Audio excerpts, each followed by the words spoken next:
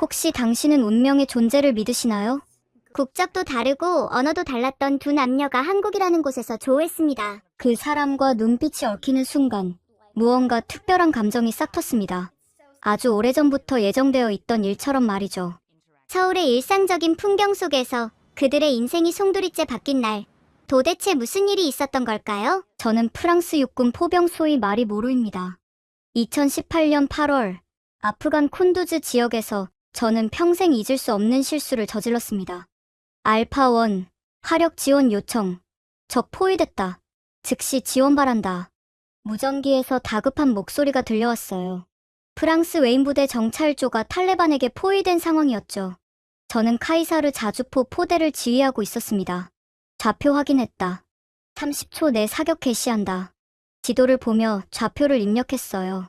산악 지형이라 계산이 복잡했지만 우리는 최정예 포병이었으니까요. 자신이 있었죠. 사격 개시. 6발의 포탄이 하늘을 갈랐습니다. 곧 폭발음이 들려왔어요. 그런데 무전기에서 들려온 건 환호성이 아니었습니다. 중지. 아군 피격. 우리가 맞았다. 심장이 멈추는 것 같았어요. 불가능한 일이었죠. 좌표는 정확했는데. 아니, 정확하다고 믿었는데. 메데박. 8명 부상, 상황 심각. 의무 후송 헬기가 긴급 출동했습니다. 저는 떨리는 손으로 계산을 다시 확인했어요. 그때 깨달았죠. 고도 보정에서 실수했다는 걸. 산악 지형의 바람과 기압을 제대로 계산하지 못했어요. 1시간 후, 최악의 소식이 전해졌습니다. 8명 전원 사망 확인. 무릎에 힘이 풀렸어요. 제가 죽인 거예요. 우리 편을, 전우들을, 제 포탄으로. 군법회의가 열렸고, 저는 견책과 함께 보직 해임을 당했어요. 전역을 고려하라는 압박도 있었지만, 저는 속죄하고 싶었어요. 더 나은 포병이 되어서 다시는 이런 비극이 일어나지 않도록. 그 후로 저는 포를 쏠 수 없게 됐어요. 방아쇠만 보면 손이 떨렸고 폭발음만 들려도 그날의 악몽이 되살아났죠. 최정예 포병 장교에서 한순간에 무능한 군인이 된 거예요. 심리 상담을 받으며 참모 업무로 전환했어요. 2년이 지나 소령으로 진급했지만 여전히 트라우마는 남아있었죠. 2020년 가을 상관이 저를 불렀습니다. 모루 소령, 새로운 임무가 있네. 한국의 K9 자주포 평가단에 지원해보지 않겠나? 한국의 K9 들어본 적이 있었어요. 폴란드가 1000대나 구매해서 유럽을 발칵 뒤집어 놓은 그 자주포. 우크라이나 전장에서 러시아 포병을 압도한다는 소문도 들었죠. 카이사르보다 정확도가 3배 높다고 합니다. 자네가 가서 직접 확인해주게. 정확도가 3배라니. 그게 사실이라면 혹시 그날의 비극을 막을 수 있었을까요? 가겠습니다. 꼭 가고 싶습니다. 2020년 10월, 저는 한국행 비행기에 올랐어요. 가방 안에는 8명의 전우들 사진이 있었죠. 더 나은 무기를 찾아서 다시는 그런 비극이 일어나지 않도록. 그것이 제가 할 수 있는 유일한 숙제였어요. 인천공항에 도착했을 때 저를 마중 나온 사람이 있었습니다. 그가 바로 제 인생을 바꿔놓을 사람이었죠. 하지만 그때는 전혀 몰랐어요. 운명이 얼마나 잔인하면서도 아름다울 수 있는지를. 모로 소령님? 저는 한국육군 포병학교 류태강 소령입니다. 공항 게이트를 나서자 군복 차림의 한국 장교가 저를 기다리고 있었어요. 놀랍게도 유창한 프랑스어를 구사했죠. 프랑스어를 하시네요? 생시르에서 1년간 연수했습니다. 프랑스 포병의 전술은 정말 인상적이었죠. 생시르는 프랑스 육군 사관학교예요. 그가 우리 전술을 배웠다니. 묘한 기분이 들었어요. 상원까지 가는 2시간, 우리는 거의 말을 하지 않았어요. 류 소령은 필요한 설명만 간단히 했고, 저도 굳이 대화를 이어가고 싶지 않았죠. 아프간 이후로 사람들과 거리를 두는 게 습관이 됐거든요. 한화 디펜스 창원 공장에 도착했을 때, 저는 압도당했어요. 거대한 공장 건물들, 줄지어 선 K9들, 분주히 움직이는 직원들. 프랑스의 그 어떤 방산시설보다 현대적이고 거대했죠. 일일 생산량이 궁금하신가요? 류 소령이 물었어요. 얼마나 되나요? 전시 기준 하루 10대까지 가능합니다. 믿기 어려운 숫자였어요. 우리 카이사르 공장은 한 달에 10대도 힘든데 견학을 시작했어요. 조립 라인을 지나가는데 노동자들의 움직임이 일사불란했어요. 마치 오케스트라 연주를 보는 것 같았죠. 저기 계신 분은 30년 경력의 마스터입니다. 손끝으로도 0.1mm 오차를 잡아내죠. 유소령의 목소리에 자부심이 묻어났어요. 당연하겠죠. 이런 시설에서 일한다면 누구나 자랑스러울 거예요. K9을 처음 가까이서 봤을 때 솔직히 무서웠어요.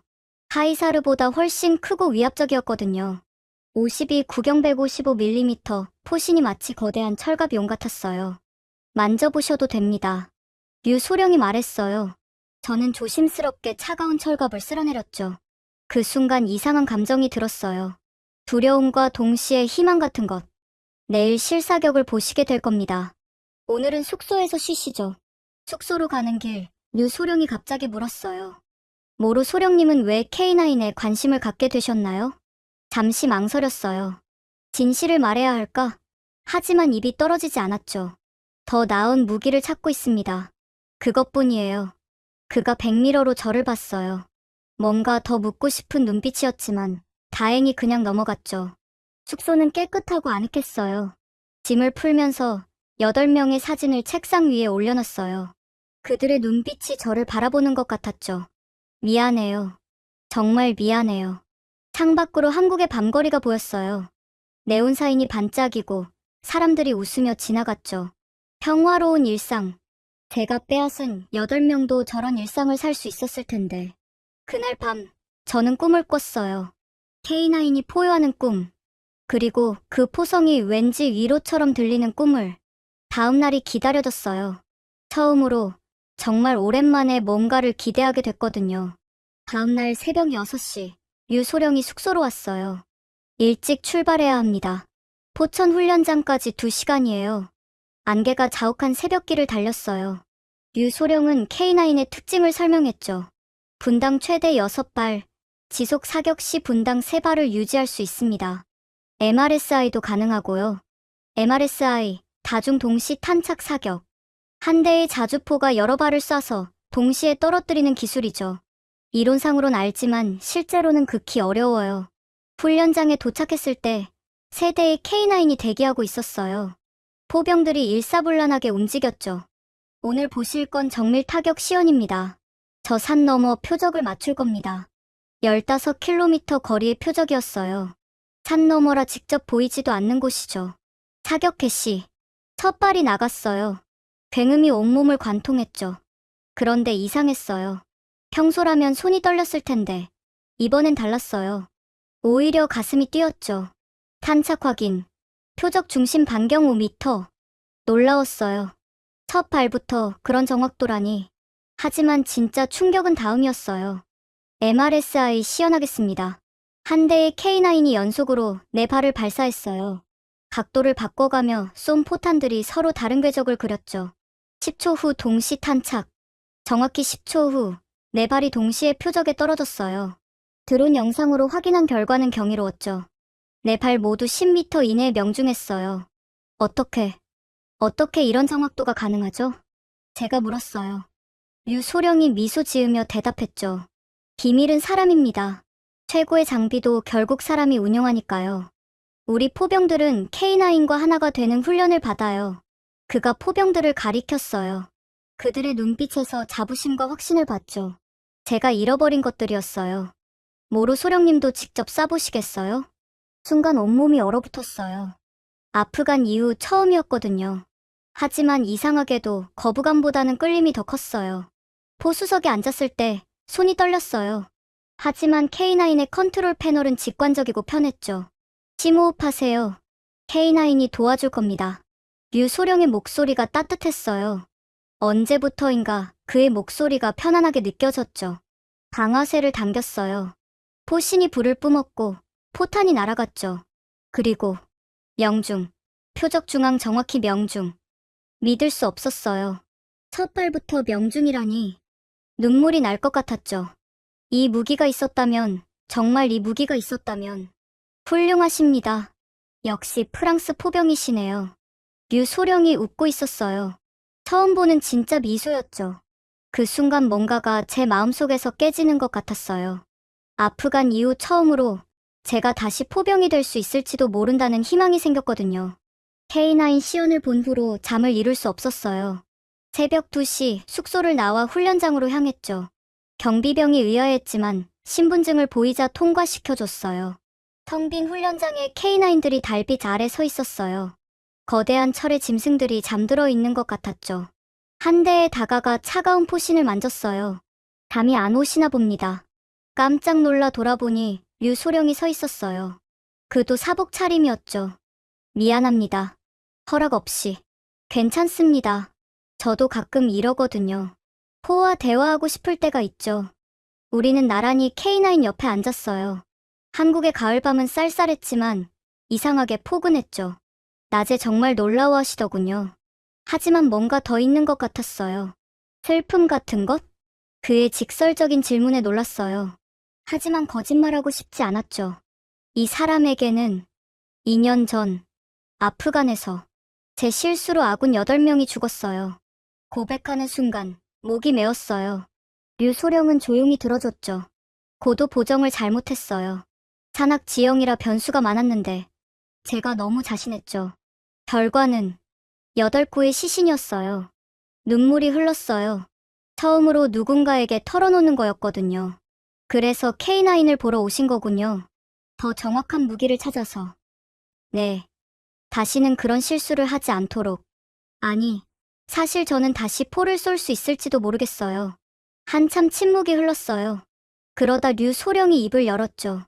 2010년 11월 23일, 연평도.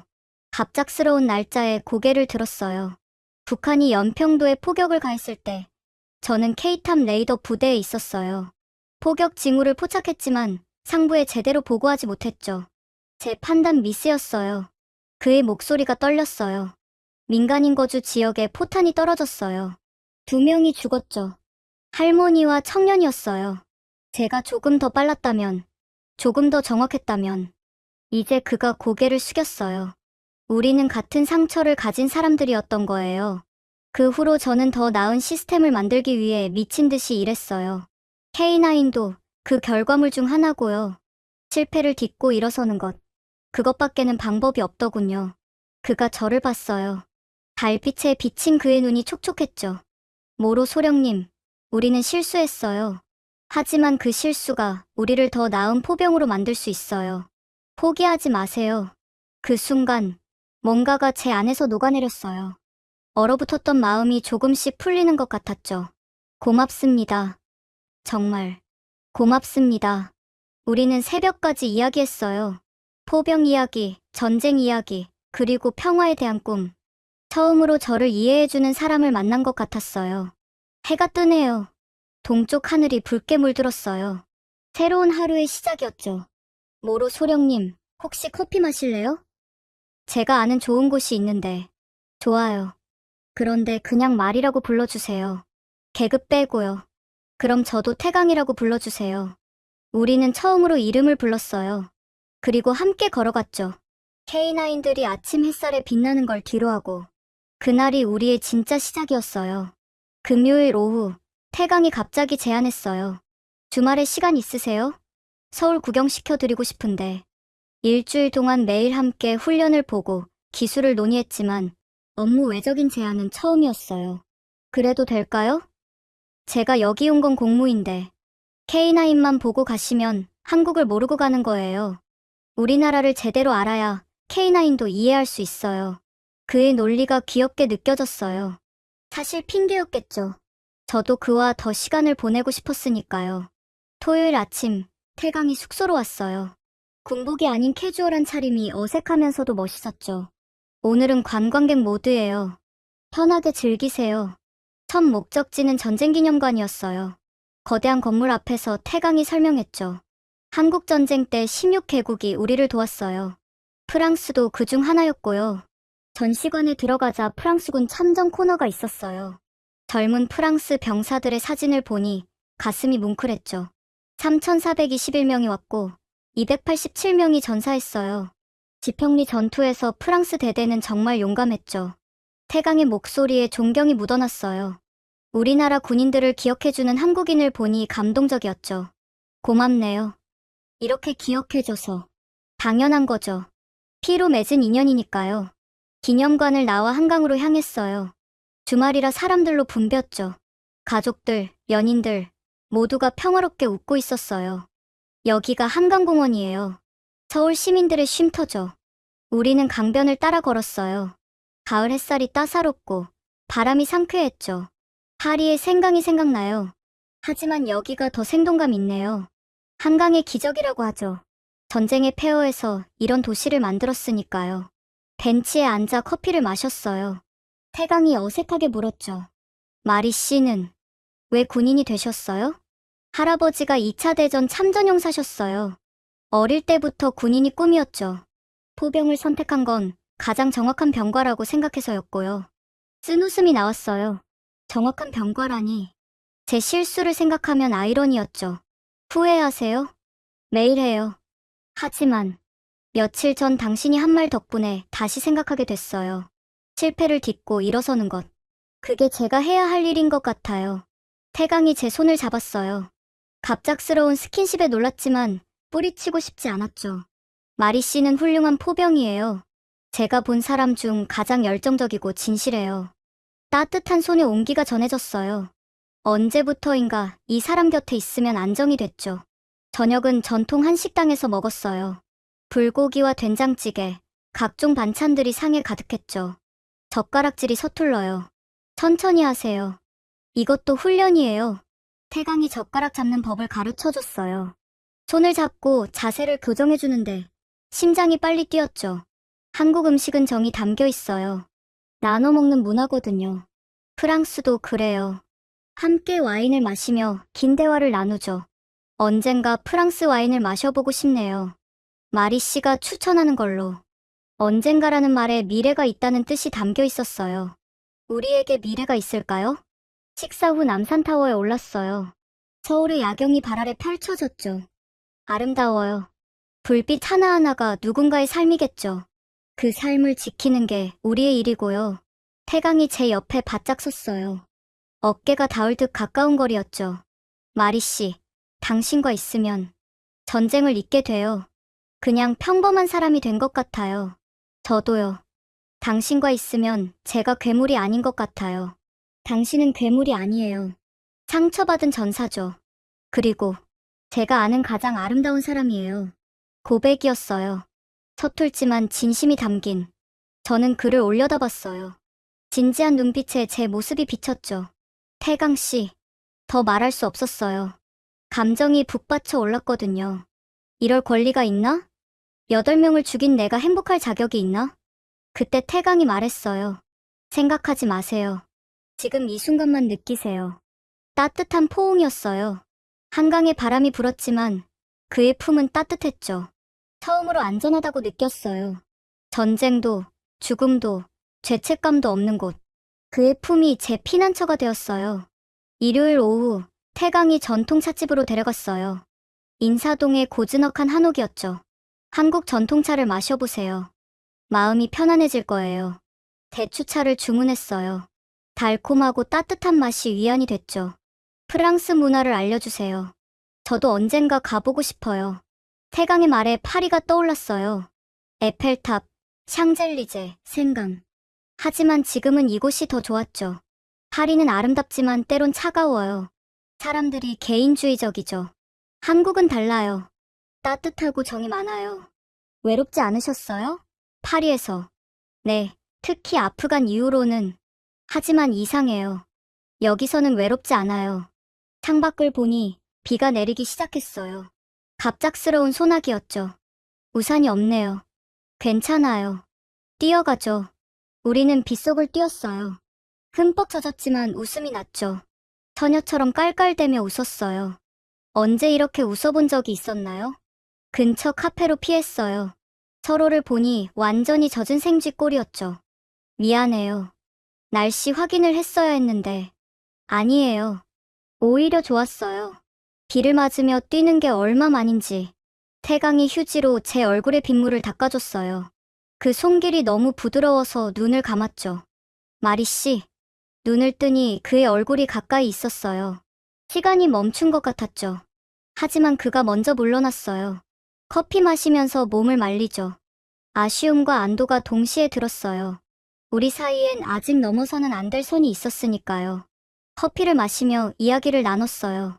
가족, 취미, 꿈. 평범한 대화였지만 특별했죠. 프랑스로 돌아가면 당신이 그리울 것 같아요. 제 고백에 태강이 슬픈 미소를 지었어요. 저도요. 하지만 우리에겐 각자의 임무가 있으니까요. 네, 알아요. 하지만 바보같이 바라게 되네요. 시간이 멈췄으면 좋겠다고. 저도 같은 생각이에요. 우리는 서로를 바라봤어요. 말하지 않아도 알 수 있었죠. 이 감정이 무엇인지. 하지만 현실은 냉정했어요.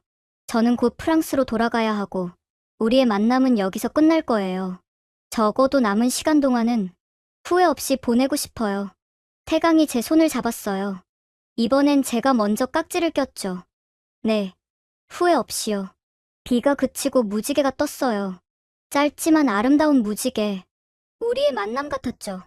숙소로 돌아오는 길, 태강이 말했어요. 내일부터 다시 훈련이에요.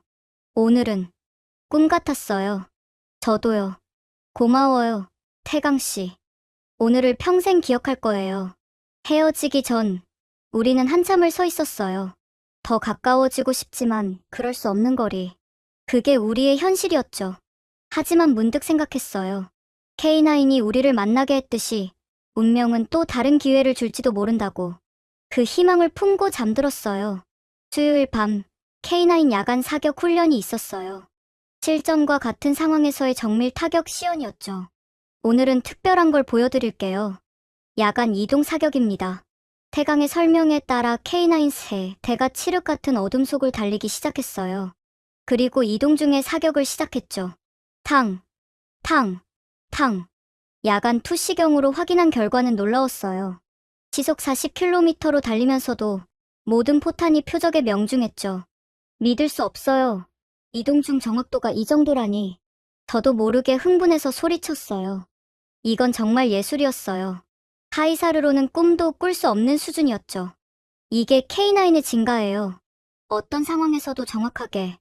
훈련이 끝나고 포병들이 철수했어요. 하지만 저는 그 자리에 서 있었죠. 벅찬 감동에 눈물이 날 것 같았어요. 마리씨? 태강이 제 옆에 왔어요. 이 무기가 그때 있었다면 8명이 죽지 않았을 텐데. 눈물이 흘렀어요. 태강이 손수건을 건넸죠. 과거는 바꿀 수 없어요. 하지만 미래는 바꿀 수 있죠. 마리씨가 K9을 프랑스에 도입하면 다시는 그런 비극이 없을 거예요. 정말 그럴까요? 확신해요. 그리고 마리씨라면 K9을 최고로 운영할 수 있을 거예요. 그의 확신에 참 목소리가 힘이 됐어요. 그때 갑자기 폭죽이 터졌어요. 멀리서 축제라도 하는지 화려한 불꽃이 밤하늘을 수놓았죠. 와, 예뻐요. 마리씨가 더 예뻐요. 순간 시간이 멈췄어요. 태강이 저를 바라보고 있었죠. 폭죽빛에 비친 그의 눈이 반짝였어요. 뭔가에 이끌린 듯 저는 발끝을 세웠어요. 그리고 그의 입술에 제 입술을 포겠죠. 짧은 순간이었지만 영원처럼 느껴졌어요. 제가 먼저 떨어졌어요. 뭐라고 말해야 할지 몰라서 당황했죠. 미안해요. 제가 갑자기. 미안하지 마세요. 태강이 이번엔 저를 끌어당겼어요. 두 번째 키스는 더 길고 깊었죠. 폭죽이 계속 터졌고 우리는 서로를 놓지 않았어요. 미안하지 않아요. 오히려 기다렸어요. 태강의 고백에 웃음이 났어요. 저도요. 처음 만났을 때부터. 아니, 그건 거짓말이고 적어도 한강에서부터는 계속 당신을 생각했어요. 저는 더 일찍부터요. 당신이 K9을 처음 만졌을 때부터 우리는 웃었어요. 포병답게 정확한 순간을 기억하고 있었죠. 손을 잡고 천천히 걸었어요. 훈련장의 K9들이 달빛에 빛났죠. 이제 어떻게 하죠? 제 질문에 태강이 대답했어요. 모르겠어요. 하지만 이 감정을 부정하고 싶지는 않아요. 저도요. 비록 시간이 얼마 없지만 생각하지 말아요. 지금은 그냥 우리가 함께 있다는 것만 생각해요. 그의 말이 맞았어요. 미래는 불확실하지만 지금 이 순간은 확실했으니까요. 우리가 서로를 원한다는 것. 그것만은 K9의 명중률만큼이나 정확했어요. 키스 이후 모든 게 달라졌어요. 공식 일정에서도 서로를 의식하게 됐죠. 눈이 마주치면 얼굴이 빨개지고 우연히 손이 닿으면 전기가 통했어요. 모로 소령님, 이 부분 설명 더 들으시겠습니까? 회의실에서 태강이 물었어요. 공식적인 말투였지만 그의 눈은 다른 말을 하고 있었죠. 네, 유 소령님. 자세히 설명해 주세요. 다른 한국 장교들이 있어서 우리는 연기해야 했어요. 하지만 서로의 마음을 아는 상태에서 업무를 하는 건 고문이었죠. 점심시간, 태강이 작은 쪽지를 건넸어요. 오후 5시, 동쪽 창고 뒤. 가슴이 뛰었어요. 마치 10대의 비밀 연애 같았죠. 약속 시간에 창고 뒤로 갔어요. 태강이 기다리고 있었죠. 미안해요. 이렇게밖에 못 만나서. 괜찮아요. 잠깐이라도 둘이 있고 싶었어요. 우리는 창고 그늘에 숨어 포옹했어요. 따뜻한 체온이 그리웠던 걸 실감했죠. 주변에서 눈치챌까봐 걱정이에요. 저도요. 하지만 숨기기엔 당신을 너무 좋아하게 됐어요. 태강의 고백에 가슴이 녹았어요. 이틀 뒤면 떠나야 해요. 그게 너무 무서워요. 저도 무서워요. 하지만 우리가 함께할 방법을 찾아볼게요. 꼭요. 그때 누군가 다가오는 발소리가 들렸어요. 우리는 급히 떨어졌죠. 아, 여기 계셨군요. 류소령님, 긴급 화상회의가 있답니다. 한국 장교였어요. 우리를 의심스럽게 봤지만 다행히 아무 말 없이 돌아갔죠. 조심해야겠어요. 네. 공적인 관계를 유지하면서 사적인 감정을 숨기는 게 이렇게 힘들 줄은 몰랐어요. 그날 밤 몰래 만나기로 했어요. 숙소 근처 작은 공원이었죠. 이렇게 숨어서 만나는 것도 나름 로맨틱하네요. 태강이 웃으며 말했어요. 로맨틱하긴요. 그냥 답답해요. 당신과 자유롭게 데이트하고 싶어요. 프랑스에 가면 연락할 수 있을까요? 당연하죠. 매일 할 거예요. 영상통화로 얼굴도 보고. 시차가 8시간인데 상관없어요. 당신을 위해서라면 새벽에도 일어날 수 있어요. 우리는 벤치에 앉아 밤하늘을 봤어요. 별이 총총했죠. 저 별들처럼 우리 사이의 거리도 멀겠죠. 하지만 별은 서로를 향해 빛을 보내잖아요. 우리도 그럴 수 있어요. 태강의 시적인 표현에 미소가 지어졌어요. 당신은 군인치고 너무 로맨틱해요. 말이 씨 때문에 그렇게 됐어요. 포병이 시인이 되다니. 우리는 조용히 웃었어요. 행복하면서도 슬펐죠. 이런 순간이 얼마 남지 않았으니까요. 약속해줘요. 우리가 꼭 다시 만날 거라고. 약속해요. K9이 우리를 만나게 했듯이 또 만날 수 있을 거예요. 그의 확신이 위안이 됐어요. 우리는 손을 잡고 한참을 그렇게 있었죠. 말없이 그저 서로의 온기를 느끼며 이 순간을 영원히 기억하고 싶었어요. 목요일 아침 프랑스 국방부에서 연락이 왔어요. 모로 소령, 토요일 오전 비행기로 귀국하시오. K9 도입 관련 긴급 회의가 있습니다. 예정보다 이틀 빠른 귀국이었어요. 청천벽력 같은 소식이었죠. 태강에게 알렸을 때 그의 얼굴이 굳어졌어요. 이틀이나 줄었네요. 미안해요. 저도 어쩔 수 없어요. 아니에요. 군인이니까. 이해해요. 하지만 그의 눈은 슬픔으로 가득했죠. 그날 오후 태강이 특별한 제안을 했어요. 오늘 밤 남산타워 가요. 제대로 된 데이트 한 번은 해야 하지 않을까요? 마지막 밤 우리에게 주어진 시간이었죠. 저녁 8시 남산타워에서 만났어요. 태강은 정장을 입고 있었고 저도 가져온 유일한 드레스를 입었죠. 아름다워요. 당신도 멋있어요. 우리는 전망대에 올랐어요. 서울의 야경이 발 아래 펼쳐졌죠. 불빛들이 별처럼 반짝였어요. 저기가 한화 디펜스 방향이에요. 우리가 처음 만난 곳. 그리고 저기가 한강. 우리가 처음으로 마음을 연 곳. 우리는 추억을 더듬었어요. 짧았지만 강렬했던 시간들을. 말이 사랑해요. 태강이 갑자기 말했어요. 한국어로 사랑해라고. 저도 사랑해요, 태강. 프랑스어로 대답했어요. 서로의 언어로 사랑을 고백하는 게 특별하게 느껴졌죠. 파리에 가도 나를 잊지 말아요. 잊을 수 있을 것 같아요? 당신은 내 인생을 바꾼 사람인데. 태강이 작은 상자를 꺼냈어요. 선물이에요. 프랑스에서 가끔 꺼내봐 주세요. 상자를 열자 한국 전통 놀이개가 있었어요. 작은 K9 모양의 장식이 달려 있었죠. K9이 우리를 이어주는 매개체잖아요. 이것도 그런 의미예요. 눈물이 났어요. 이렇게 섬세한 사람이라니. 저는 줄 게 없어요. 마리 씨 자신이 선물이에요. 내 삶에 찾아온 가장 큰 선물. 우리는 포옹했어요. 사람들의 시선 따위는 상관없었죠. 기다릴게요. 얼마가 걸리든 기다릴게요. 저도 기다릴게요. 그리고 꼭 방법을 찾을게요. 우리가 함께할 방법을. 타워를 내려와 천천히 걸었어요. 시간을 늦추고 싶었지만 자정은 다가왔죠. 내일 공항엔 가지 마세요. 왜요? 울 것 같아서요. 당신 앞에서 우는 모습 보이고 싶지 않아요. 태강이 슬프게 웃었어요. 알겠어요. 대신 여기서 작별 인사를 하죠. 숙소 앞에서 우리는 마지막 키스를 했어요. 짠맛이 났죠. 누구의 눈물인지는 모르겠어요. 안녕이 아니에요. 다시 만날 때까지 잠시 멀어지는 것뿐이에요. 네, 꼭 다시 만나요. 약속해요. 사랑해요, 마리. 나도 사랑해요, 태강. 우리는 서로를 놓지 못하다가 결국 떨어졌어요. 태강이 돌아서 걸어갔고, 저는 그 뒷모습을 한참 봤어요. 사랑은 이렇게 아픈 거였나요? 하지만 후회는 없었어요. 그를 만난 것, 사랑하게 된 것. 모든 게 운명이었으니까요. 토요일 새벽, 짐을 쌌어요. K9 자료들 사이에 태강의 선물을 고이 넣었죠. 놀이개의 작은 K9이 반짝였어요. 약속대로 태강은 오지 않았어요. 대신 문자가 왔죠. 안전한 비행 되세요. 파리에 도착하면 연락주세요. 사랑합니다. 짧은 문자였지만 첫 마디 말보다 마음이 전해졌어요. 공항으로 가는 차 안에서 창밖을 봤어요. 서울의 아침 풍경이 아름다웠죠. 이제 이곳을 떠난다는 게 실감나지 않았어요. 체크인을 하고 출국장으로 향했어요. 그런데 말이 뒤에서 들려온 목소리에 돌아봤어요. 태강이 숨을 헐떡이며 뛰어오고 있었죠. 오지 않기로 했잖아요. 미안해요. 못 참겠어서.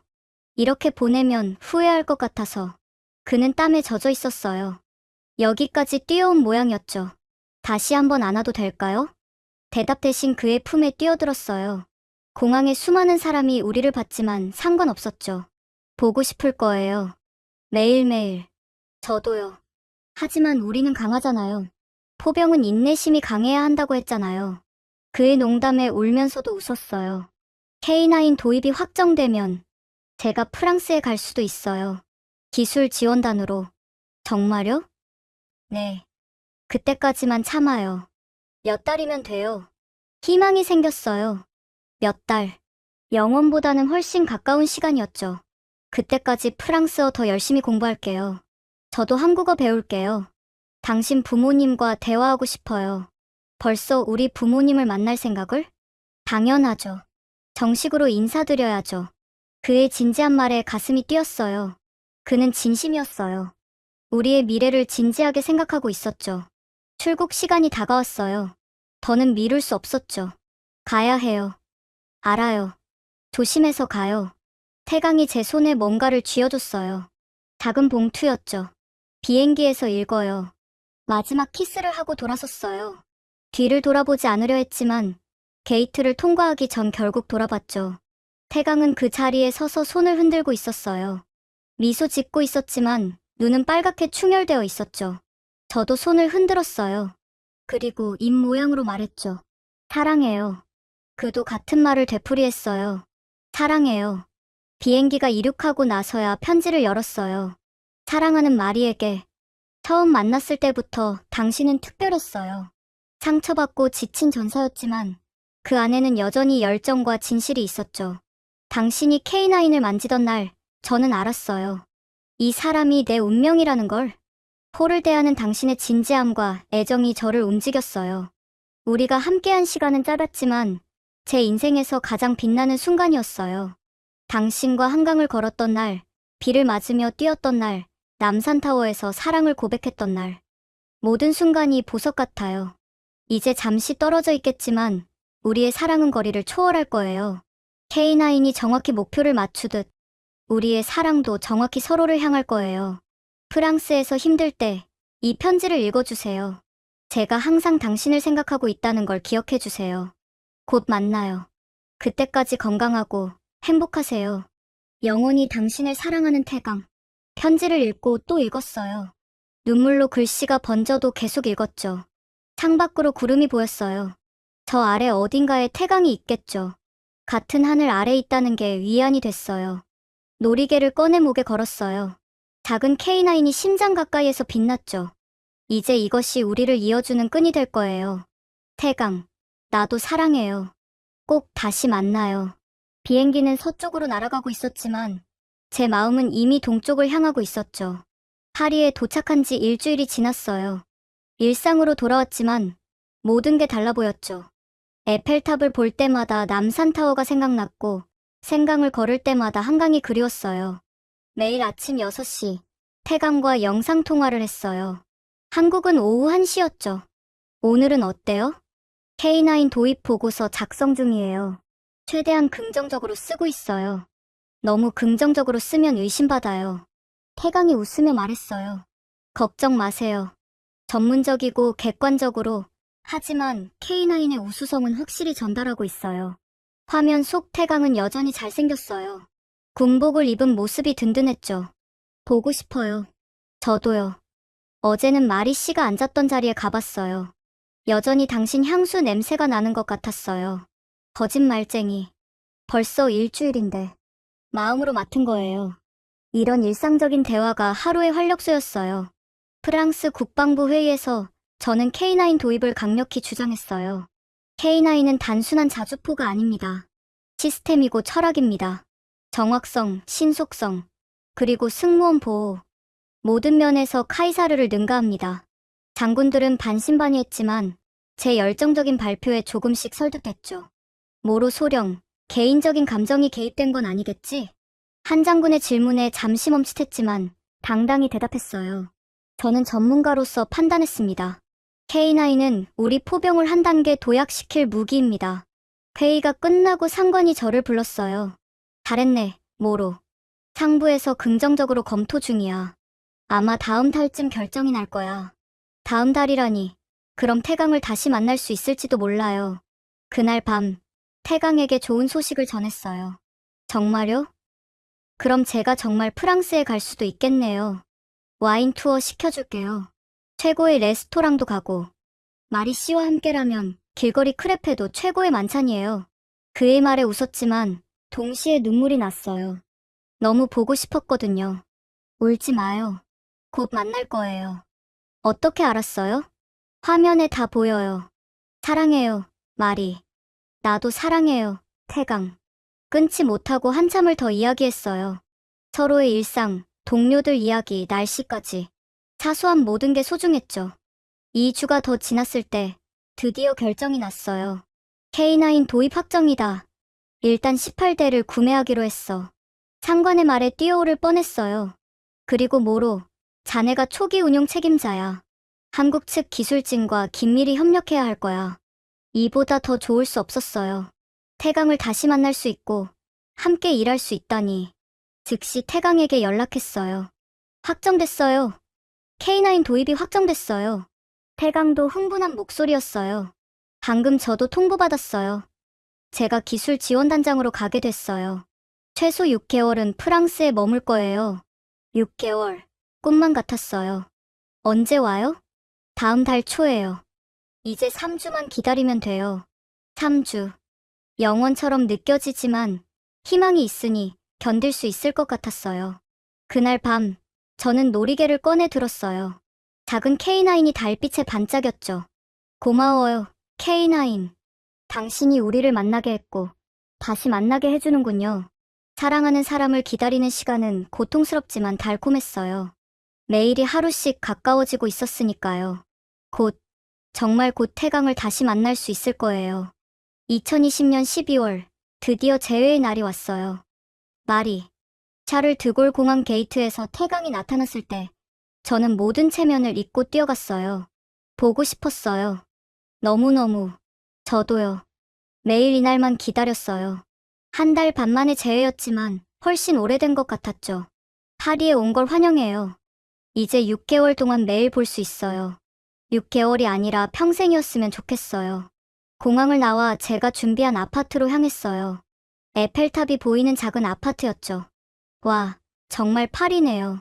창밖을 보며 감탄하는 태강이 귀여웠어요. 이제 여기가 당신 집이에요. 우리 집. 그날부터 우리는 준동거를 시작했어요. 공식적으론 각자 숙소가 있었지만 퇴근 후엔 늘 함께였죠. 낮에는 프로페셔널하게 일했어요. K9 도입 준비, 프랑스 포병 교육, 시스템 구축. 완벽한 팀워크였죠. 모로 소령과 류 소령은 정말 환상의 팀이네요. 프랑스 포병대장의 칭찬에 우리는 눈짓을 주고받았어요. 2달이 지난 2021년 2월의 어느 날, 태강이 특별한 제안을 했어요. 오늘 저녁 에펠탑 전망대 레스토랑 예약했어요. 무슨 날이에요? 우리가 만난 지 정확히 4개월째 되는 날이죠. 그런 것까지 기억하고 있다니. 감동받았어요. 저녁, 에펠탑 전망대 레스토랑은 로맨틱했어요. 파리의 야경이 반짝였죠. 건배예요. 우리의 만남에, 그리고 우리의 미래에 와인잔을 부딪혔어요. 식사를 하며 지난 이야기를 나눴어요. 첫 만남, 어색했던 시작, 서로에게 끌린 순간들. 처음 봤을 때부터 특별했어요. 태강이 말했어요. 상처받은 눈빛이었지만 그 안에 강인함이 있었어요. 보호하고 싶으면서도 존경스러웠어요. 저는 당신의 전문성에 먼저 끌렸어요. 그리고 점점 인간적인 모습에 빠져들었고요. 디저트가 나왔을 때 태강이 갑자기 일어났어요. 말이. 그리고 한쪽 무릎을 꿇었어요. 레스토랑의 모든 시선이 우리에게 쏠렸죠. 처음 만났을 때 우리는 모두 상처받은 전사였어요. 하지만 서로를 통해 치유받았고 사랑을 찾았죠. 작은 상자를 꺼냈어요. 다이아몬드가 빛났죠. 말이 뭐로, 나와 결혼해 줄래요? 어느 나라에 있든, 어떤 인물을 받든 항상 당신과 함께하고 싶어요. 눈물이 났어요. 행복해서, 감격해서, 이 모든 게 현실이라는 게 믿기지 않아서. 네. 1000번이라도 네예요.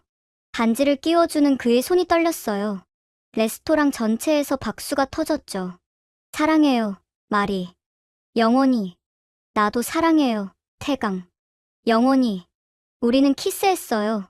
에펠탑 꼭대기에서 파리의 불빛들이 축복하는 가운데 밖으로 나왔을 때 에펠탑이 반짝이기 시작했어요. 메시 정각의 조명쇼였죠. 완벽한 타이밍이네요. 당신이 완벽해요. 우리는 손을 잡고 파리의 밤거리를 걸었어요. 약혼 반지가 가로등 불빛에 반짝였죠. 부모님께 언제 알릴까요? 내일 당장 화상통화해요. 우리 부모님이 얼마나 좋아하실지 벌써 보여요. 프랑스와 한국에서 각각 결혼식을 올려요. 두 나라 가족이 다 참석할 수 있게. K9도 초대해야겠어요. 우리의 큐피드니까. 웃으며 미래를 계획했어요.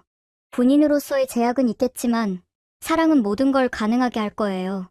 그날 밤 우리는 약속했어요. 어떤 어려움이 있어도 함께 극복하자고. K9이 정확히 목표를 맞추듯 우리의 사랑도 흔들림 없이 서로를 향하자고. 에펠탑 아래서의 프로포즈. 그것은 우리 사랑의 포성이었어요. 이제 진짜 전투, 아니 진짜 삶이 시작되는 거죠. 2021년 10월 프랑스 베르사유 근처 작은 군사 성당에서 첫 번째 결혼식을 올렸어요. 신부 입장. 군복 정장을 입은 프랑스군 동료들이 기립했어요. 저는 할머니의 웨딩드레스를 입었죠. 태강은 한국군 정복을 입고 있었어요. 아름다워요. 제단 앞에서 태강이 속삭였어요. 신부님의 주례로 서약을 했어요. 프랑스어와 한국어를 번갈아 사용했죠. 질병이 있을 때나 건강할 때나 기쁠 때나 슬플 때나. 네, 맹세합니다.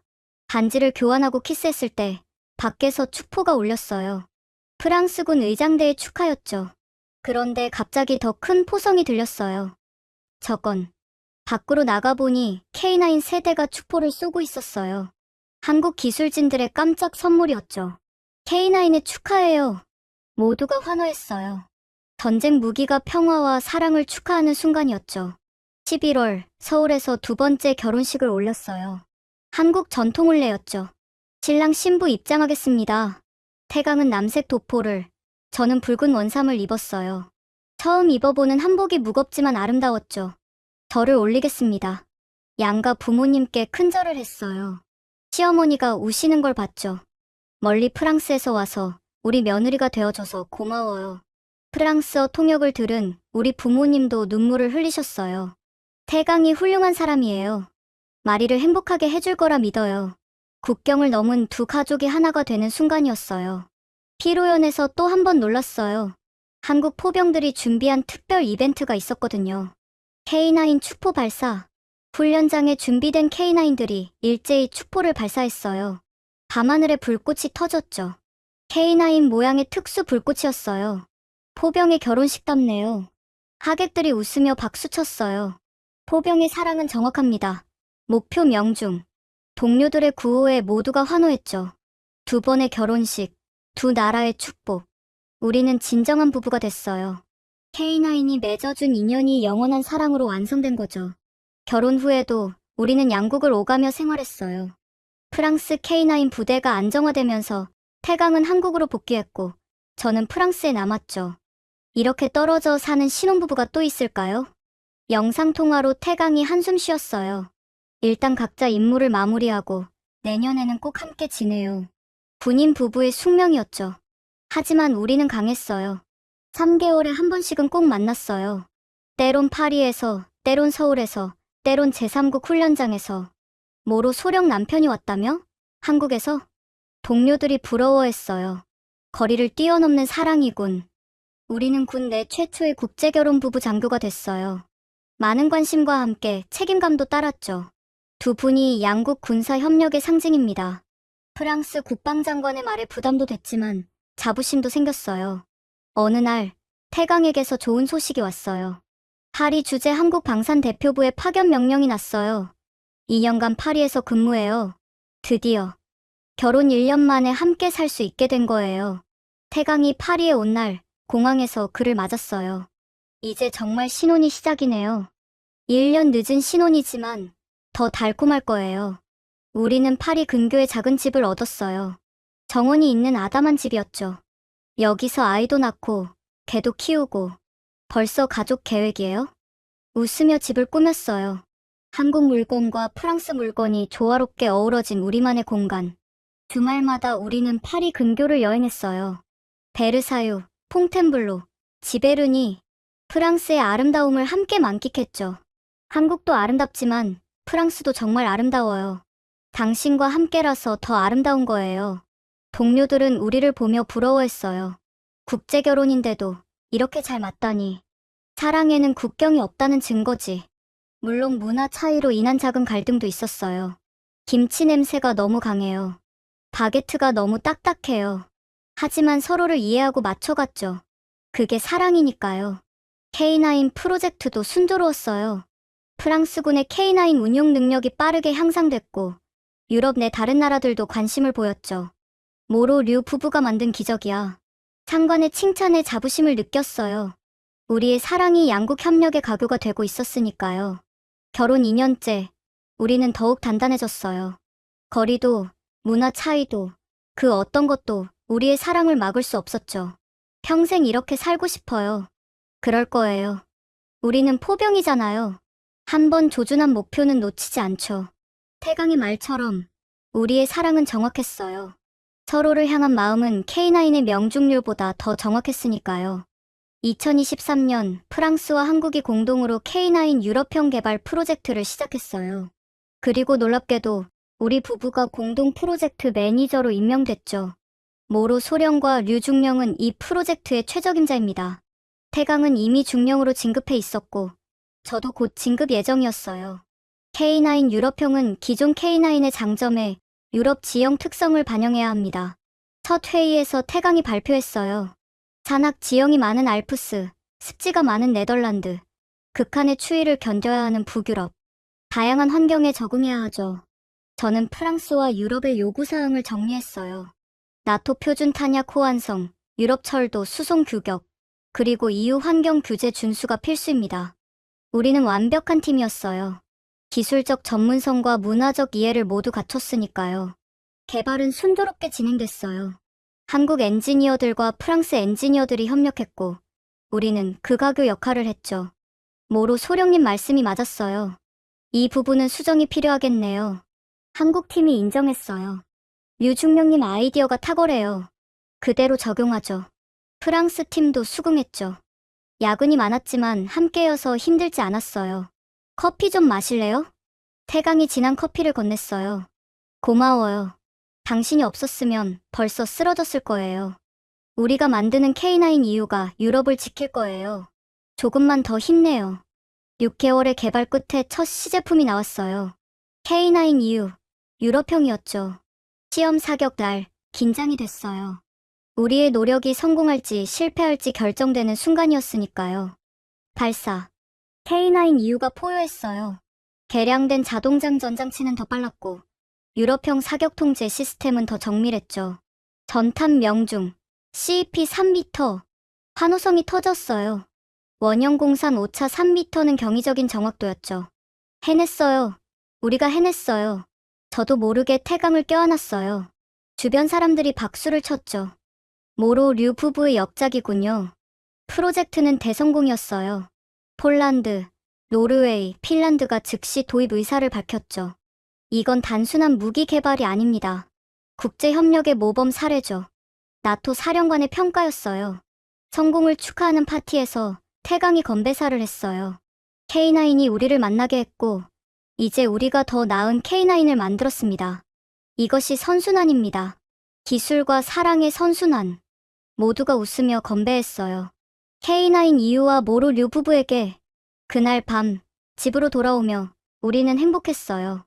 최고의 파트너예요. 당신은 업무에서도 인생에서도요.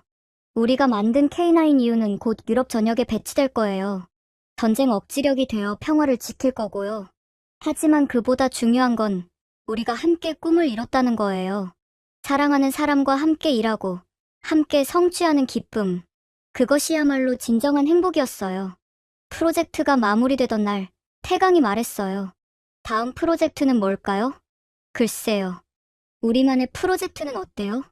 우리만의? 저는 배를 쓸어내렸어요. 태강의 눈이 커졌죠. 정말, 정말이에요? 네. 2달째예요. 우리 아기가 생겼어요. 태강이 저를 안아들고 빙빙 돌았어요. 최고의 프로젝트가 될 거예요. K9 이후보다 더 완벽한. 웃으며 울었어요. K9 프로젝트는 끝났지만 더 큰 프로젝트가 시작됐으니까요. 우리 가족 프로젝트가. 임신 소식을 들은 양가 부모님의 반응은 폭발적이었어요. 드디어 손주를 보는구나. 시어머니는 영상통화로도 눈물을 흘리셨어요. 벌써 이름도 생각해뒀어. 한국 이름으로는 어머니, 아직 성별도 모르는데요. 프랑스 부모님도 마찬가지였어요. 첫 손주야, 당장 파리로 와서 같이 살자. 엄마, 우리도 일이 있어요. 양쪽 할머니가 될 분들의 경쟁이 시작됐죠. 태강은 급진했어요. 매일 아침 태교 음악을 틀어주고 퇴근하면 제 배에 대고 이야기했죠. 아가야, 아빠야. 오늘 K9이 멋지게 사격했어. 너도 봤으면 좋았을 텐데. 아직 3개월인데 들릴 것 같아요? 당연하죠. 우리 아기는 천재일 거예요. 군 병원에서 정기검진을 받았어요. 프랑스군 최초의 한국계 혼혈 아기라고 의료진도 특별히 신경 썼죠. 아기가 아주 건강해요. 심장 소리 들어보실래요? 두근두근 힘찬 심장 소리. 생명의 신비였어요. 5개월째 성별을 알게 됐어요. 딸이에요. 예쁜 공주님이에요. 태강이 벌써 딸바보가 됐어요. 이름 뭐로 할까요? 한국 이름은 하늘, 프랑스 이름은 엘리즈 어때요? 하늘? 왜 하늘이에요? 우리가 포병이잖아요. 하늘을 지키는 사람들. 그리고 하늘처럼 넓고 맑은 아이가 됐으면 좋겠어요. 엘리즈도 예뻐요. 엘리즈 하늘류. 완벽해요. 배가 불러오면서 일하기 힘들었지만 동료들이 많이 도와줬어요. 모로 중령님은 쉬세요. 제가 하겠습니다. 저도 중령으로 진급했거든요. 임신한 몸으로 K9 프로젝트를 완수하다니 대단해요. K9 이후의 성공으로 우리는 또 한 번 주목받았어요.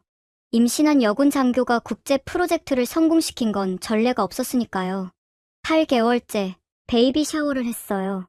프랑스와 한국 동료들이 모두 모였죠. 미래의 포병 장군님을 위해 K9 모양의 케이크를 보고 웃음이 터졌어요. 이 아이는 축복받았어요. 양국의 사랑을 듬뿍 받고 태어나니까 선물이 산더미처럼 쌓였어요. 프랑스 전통 아기 옷, 한국 베네 저고리, 그리고 이건 뭐예요? 작은 K9 모형이었어요. 정교하게 만들어진 장난감이었죠. 아가씨가 가지고 놀 장난감이에요. 포병 영재교육용. 모두가 웃었어요. 출산 예정일이 다가오자 양가 부모님이 모두 파리로 오셨어요. 한국에서 미역 가져왔어. 산후조리의 최고야. 프랑스에도 좋은 산후 요리가 있어요. 제가 만들어줄게요. 두 어머니의 음식 경쟁이 시작됐지만 사랑이 넘쳤어요. 드디어 진통이 시작됐어요. 침착해요. 우리가 훈련받은 대로 호흡하는 거예요. 태강이 옆에서 코치했어요. 포병 훈련처럼 정확하게 12시간의 진통 끝에 드디어 우리 엘리즈가 태어났어요. 응애. 우렁찬 울음소리. 건강한 아기였어요. 3.8kg의 건강한 여아입니다. 태강이 감격해서 울었어요. 고생했어요, 당신. 정말 대단해요. 우리가 해냈어요. 우리 딸이에요. 엘리즈는 정말 예뻤어요. 태강의 큰 눈과 제 금발이 조화롭게 섞였죠. 한국과 프랑스의 장점만 모았네. 할머니들이 번갈아 안아주셨어요. 이쁜 내 강아지, 할머니야. 마뿌띠뜨 쉐리, 봉주르, 프랑스어로 말했어요. 두 언어로 축복받는 아기. 정말 특별한 탄생이었어요. 병원에는 축하 인파가 끊이지 않았어요. 프랑스군과 한국군 동료들이 모두 왔죠. K9 베이비, 한불 동맹의 결정체. 엘리즈는 태어나자마자 유명인이 됐어요. 일주일 후 퇴원했어요. 집에는 양가, 어머니가 준비한 음식이 가득했죠. 미역국 먹어야 해. 스프도 좋아요. 결국 둘 다 먹었어요. 사랑이 넘치는 산후조리였죠. 엘리즈를 보며 태강이 말했어요. 이 아이가 우리처럼 군인이 될까요? 글쎄요. 하지만 뭐가 되든 행복했으면 좋겠어요. 맞아요. 전쟁 없는 세상에서 자랐으면 좋겠어요. 우리는 엘리즈를 안고 창밖을 봤어요. 파리의 평화로운 풍경이 펼쳐졌죠. K9이 우리를 만나게 했고 사랑이 엘리즈를 만들었어요. 전쟁 무기가 평화의 씨앗을 만든 거죠. 이보다 더 아름다운 이야기가 있을까요? 엘리즈가 태어난 지 한 달, 우리는 특별한 행사를 준비했어요. 한국의 100일 잔치는 아니지만 프랑스식 환영 파티와 한국의 3·7일 전통을 합친 행사였죠. 오늘은 엘리즈 하늘류의 공식 데뷔예요. 집에 모인 친구들과 동료들이 박수쳤어요. 엘리즈는 한복과 프랑스 드레스를 번갈아 입었어요. 분홍 저고리를 입은 모습도, 레이스 드레스를 입은 모습도 천사 같았죠. 정말 국제적인 아기네요. 프랑스 대사관 직원이 감탄했어요. 네, 우리 이야기가 알려지면서 양국 대사관에서도 관심을 보였거든요. 이 아이는 산증인이에요. 프랑스와 한국의 우호 관계를 보여주는. 태강이 자랑스럽게 말했어요. 선물로 받은 것 중 가장 특별한 건 역시 K9 관련 선물들이었어요. 이건 K9 이후 첫 양산 모델의 부품으로 만든 기념품이에요. 한화 디펜스에서 보낸 특별 제작품이었죠. 엘리즈가 컸을 때 자랑스러워할 거예요. 부모님이 만든 작품이라고. 군 생활과 육아를 병행하는 건 쉽지 않았어요. 하지만 부대에서 많이 배려해줬죠. 수유실을 따로 마련했습니다. 중령님. 근무 시간도 조정 가능합니다. 프랑스군의 육아 지원 정책은 정말 좋았어요. 엘리즈는 두 언어를 동시에 들으며 자랐어요. 엄마 왔어요. 마망 아리베 프랑스어로 말했어요. 아빠도 있어. 아빠. 태강은 한국어로, 저는 프랑스어로 말했죠. 가끔은 섞어서도 쓰고요. 6개월이 됐을 때 엘리즈가 처음으로 뒤집기에 성공했어요. 봤어요? 우리 딸이 뒤집었어요. 역시 포병의 딸이야. 정확한 동작. 모든 게 특별했어요. 첫 이유식, 첫 기어가기, 첫 앉기. 마마마마. 8개월에 처음으로 엄마를 불렀어요. 한국식도 프랑스식도 아닌 범용 발음이었죠. 아빠는? 아빠도 불러줘. 태강이 애원했지만 엘리즈는 까르르 웃기만 했어요. 돌이 다가오자 또 고민이 생겼어요. 돌잔치는 꼭 해야죠. 시어머니의 주장이었어요. 프랑스에선 보통 세례식을 크게 해요. 우리 어머니의 의견이었고요. 결국 둘 다 하기로 했어요. 주말을 이용해서 성당에서 세례식을, 다음날 한국식 돌잔치를 했죠. 돌잡이 시간, 모두가 숨죽여 지켜봤어요. 실, 돈, 마이크, 청진기, 그리고 특별히 준비한 K9 모형. 엘리즈가 기어가더니 K9을 잡았어요. 역시 포병 장군감이야. 모두가 환호했어요. 아니에요. 그냥 반짝거려서 잡은 거예요. 하지만 저도 내심 기뻤죠. 우리의 인연을 만든 K9을 딸이 선택하다니. 엘리즈의 성장과 함께 우리의 군 생활도 계속됐어요. 곧 한국으로 복귀 명령이 날 것 같아요. 태강의 파리 근무가 끝나가고 있었어요. 그럼 우리도 같이 가요. 가족이 떨어져 살 순 없죠. 하지만 당신 진급도 있고 진급보다 가족이 더 중요해요. 그렇게 우리는 한국행을 결정했어요. 엘리즈에게는 또 다른 모험이 시작되는 거였죠. 이사 준비를 하며 생각했어요. 파리에서 태어난 한국계 프랑스인 우리 딸. 이제 한국에서 자랄 프랑스계 한국인이 되는 거죠. 엘리즈는 정말 특별한 아이예요. 우리가 특별하니까요. K9이 만든 가족. K9 모형을 든 엘리즈를 보며 웃었어요. 이 아이가 자라서 우리 이야기를 들으면 뭐라고 할까요? 엄마 아빠가 전쟁 무기를 통해 만나 사랑에 빠졌다는 이야기를 믿을까요? 하지만 그게 우리의 진실이고 우리의 기적이에요. 엘리즈 한일류, 두 나라의 사랑을 담은 우리의 보물이죠. 한국에 온 지 6개월, 우리는 서울 용산 근처에 자리를 잡았어요. 프랑스와는 다른 환경이었지만 엘리즈는 잘 적응했죠. 오늘은 할머니 댁에 가는 날이에요. 주말마다 양가를 번갈아 방문했어요. 시댁에 가면 한국 문화를, 저희 부모님이 계신 호텔에 가면 프랑스 문화를 경험했죠. 우리 엘리즈, 된장찌개 먹어볼까? 시어머니가 조심스럽게 먹이셨어요. 맘마. 엘리즈가 좋아하는 걸 보고 시어머니가 뿌듯해하셨죠. 역시 한국인의 피가 흐르는구나. 다음날 저희 부모님과의 식사에서는 치즈를 잘 먹었어요. 봐요, 프랑스인이에요. 어머니가 자랑스러워하셨죠. 우리 집 식탁은 정말 국제적이었어요. 아침은 바게트와 김치, 점심은 비빔밥, 저녁은 스테이크와 된장국. 엘리즈는 미식가가 될 거예요. 아니면 혼란스러워할지도. 농담을 주고받으며 웃었어요. 엘리즈가 2살이 되자 말을 시작했어요. 엄마, 물 주세요. 실부플레, 프랑스어로 말했어요. 한국어와 프랑스어를 섞어 썼죠. 아빠, 뽀뽀. 비주, 프랑스어로 말했어요. 완벽한 이중언어 구사자가 되어가고 있었어요. 어린이집에서도 엘리즈는 인기가 많았어요. 엘리즈는 정말 특별해요. 다른 아이들도 외국어에 관심을 갖게 됐어요. 선생님의 칭찬에 뿌듯했죠. 우리의 일과는 바빴지만 행복했어요. 아침 6시, 태강이 엘리즈를 깨웠어요. 우리 공주님, 일어날 시간이에요. 제가 아침을 준비하는 동안 태강이 엘리즈를 씻기고 옷을 입혔죠. 완벽한 팀워크였어요. 오늘은 엄마가 데려다 줄게. 내일은 아빠 차례.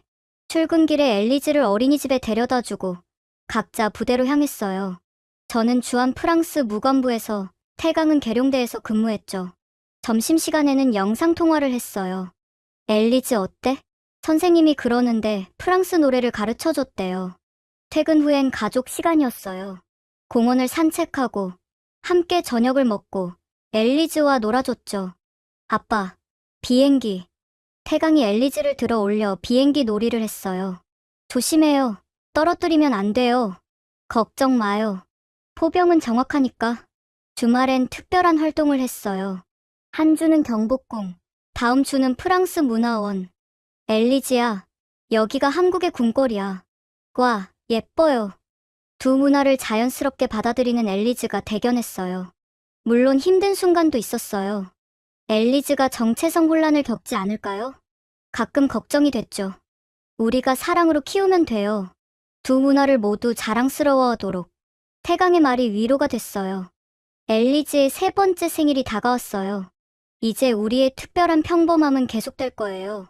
K9이 만든 가족, 사랑으로 이어진 3사람. 우리는 국경도 문화도 뛰어넘은 진정한 가족이 되었어요. 지금까지 프랑스 여군 장교 마리 모로와 한국 포병 장교 유태강의 특별한 사랑 이야기를 들으셨습니다. 전쟁 무기 K9이 맺어준 두 사람의 운명적 만남, 국경과 언어, 문화의 차이를 뛰어넘은 그들의 사랑은 단순한 로맨스를 넘어 양국 협력의 상징이 되었죠. 가장 인상 깊었던 건 그들이 개인의 행복과 국가적 의무를 조화롭게 이뤄냈다는 점입니다. 사랑하는 사람과 함께 일하며 더 나은 세상을 만들어간 그들의 여정이 정말 아름다웠습니다. 여러분도 이런 운명적인 만남을 경험하신 적 있나요? 사랑에는 정말 국경이 없을까요? K9이 증명한 한국 방산의 우수성과 함께 기술 너머의 인간적 가치를 보여준 이 이야기가 많은 분들께 희망과 영감을 주길 바랍니다. 이런 특별한 국제 협력의 이야기를 더 많은 사람들과 나누기 위해 영상을 공유해주세요. 구독과 좋아요, 알림 설정도 잊지 마시고요. 그럼 다음 이야기에서 만나요. 지금까지 원더풀 해외 사연이었습니다. 감사합니다.